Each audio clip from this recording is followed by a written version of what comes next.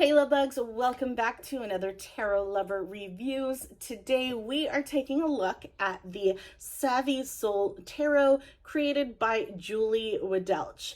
Now, if you have heard of this tarot deck or you did not know this tarot deck even existed, hopefully this review and the flip through that comes afterwards helps you to decide on whether or not this tarot deck is right for you. Now, if you want to go straight to the flip through, feel free to take a look at my description. I break everything out into chapters to make it easier for you to locate where you want to start in the flip through. But for right now, we're going to talk about the packaging. We're going to talk about the guidebook, and we're going to talk about the cards. So we're going to take a look at the backings of the cards, the card textures, and the imagery within the cards. So if you're interested in that information, feel free to hang around.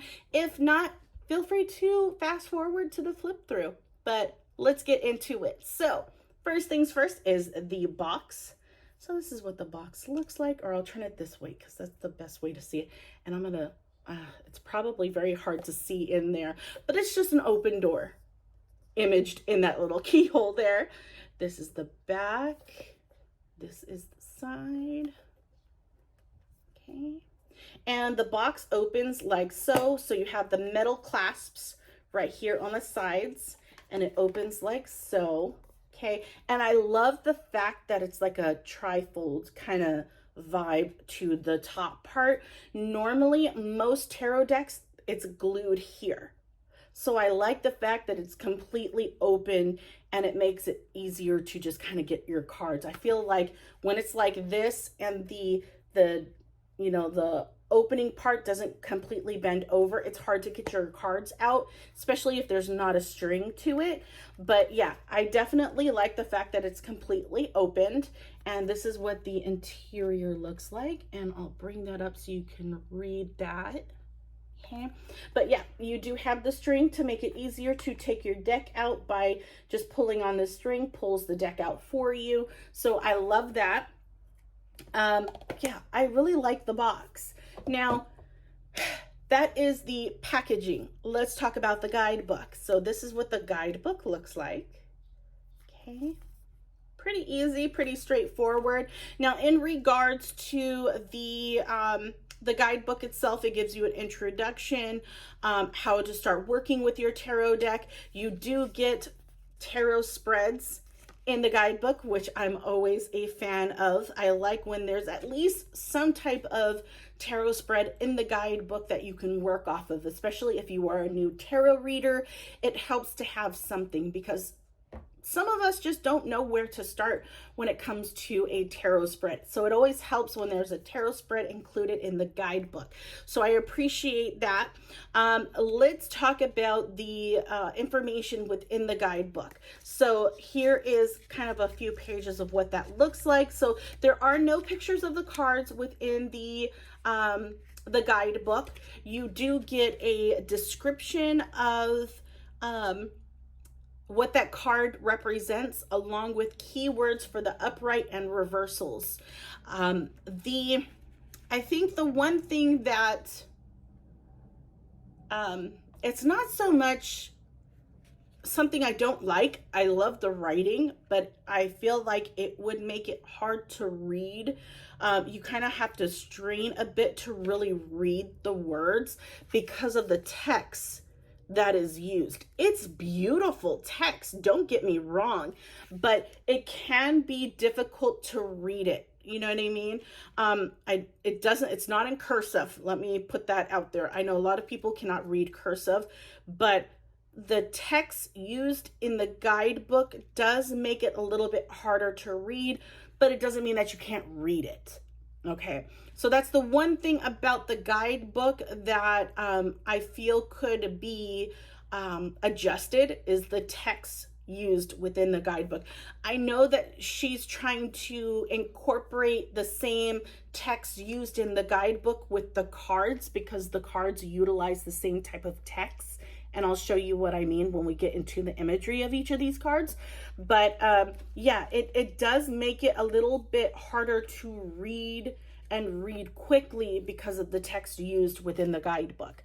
But yeah, that is the guidebook, pretty straightforward. I actually like the back of the cover that was used on the guidebook. It's very soft. It's nice. I love the little things that are used to create tarot decks, the texture of the box, how the box is formatted or created, how it opens, the guidebook. I am all about the textures, how it makes my hands feel when I utilize it, because I feel like it helps me to tune in when I'm doing a reading. It's the little things. I'm a very hands-on, very visual person. So when I'm able to connect both of those in one, when I do my readings, it's even better. So let's go ahead and talk about the cards. So let's take a look at the back of the cards. So this is what the backs look like. Okay.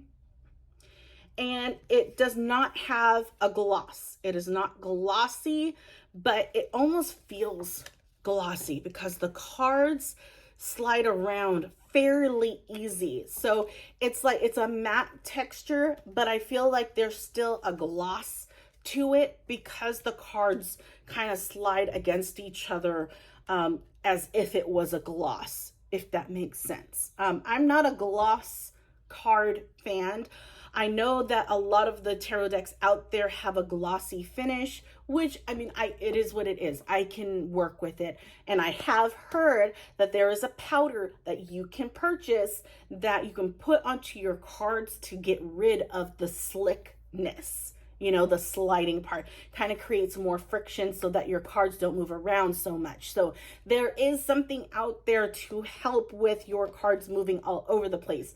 What it's called, I cannot remember for the life of me, but I'm pretty sure if you were to Google it, you'll probably find it. But yeah, so that is the texture. That is the backs of the cards. The size of the cards is your standard tarot card size. Here is a reference. This is a Rider-Waite-Smith tarot card.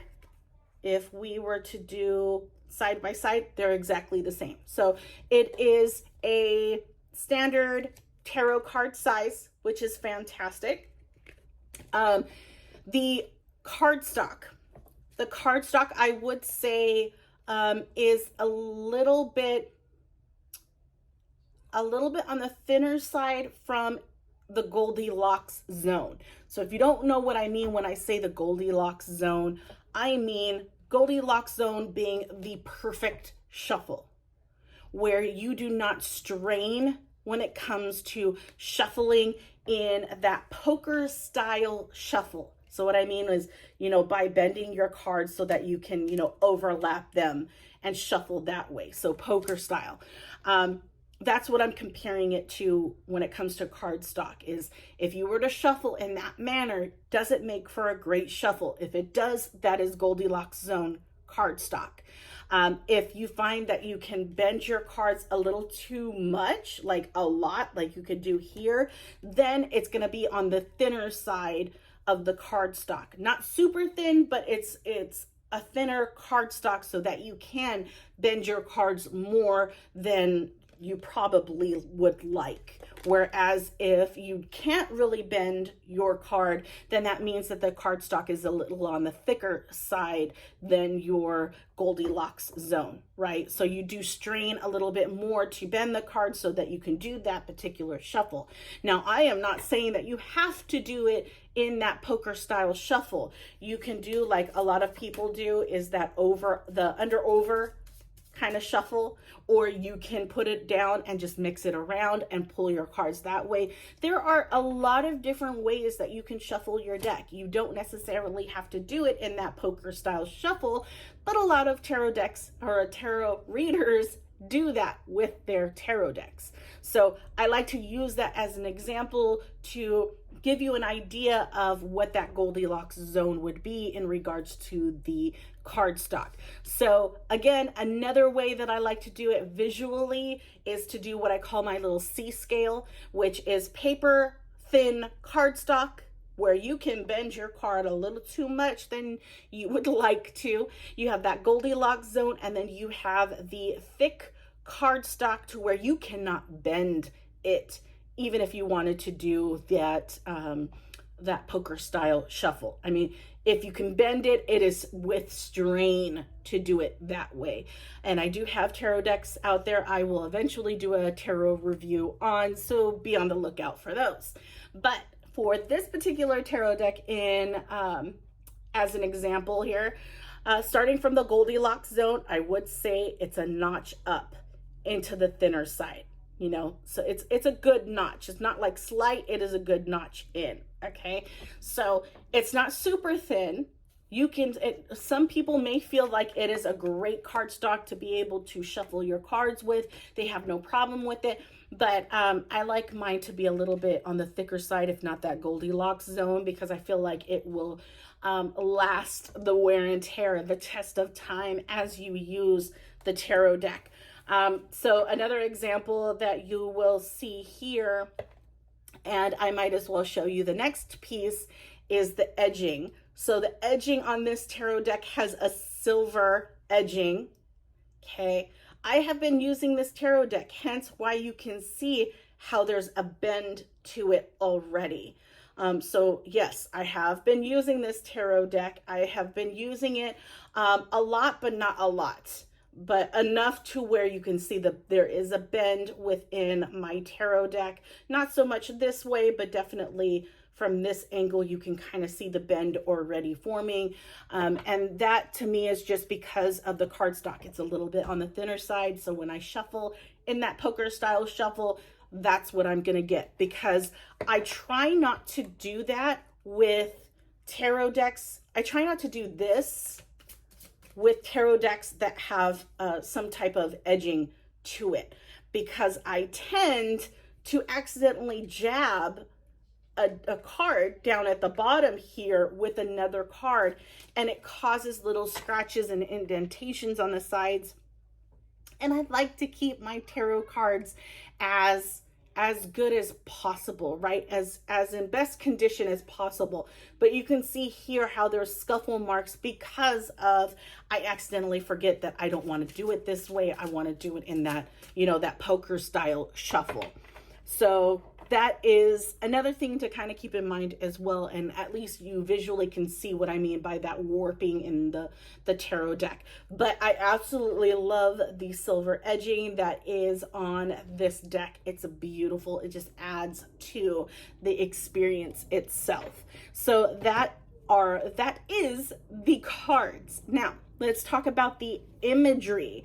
The imagery within the cards is beautiful. You will see it in the flip through.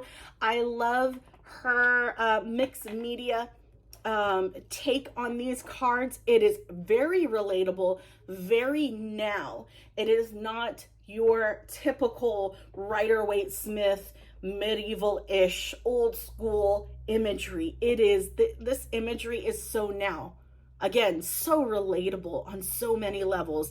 And I love that she did that so that even new tarot readers now can relate to this tarot deck. It just invokes different points of views on cards that you've seen differently within other tarot decks, if that makes sense. So yes, imagery is absolutely gorgeous. I will say, I'm trying to give you an example.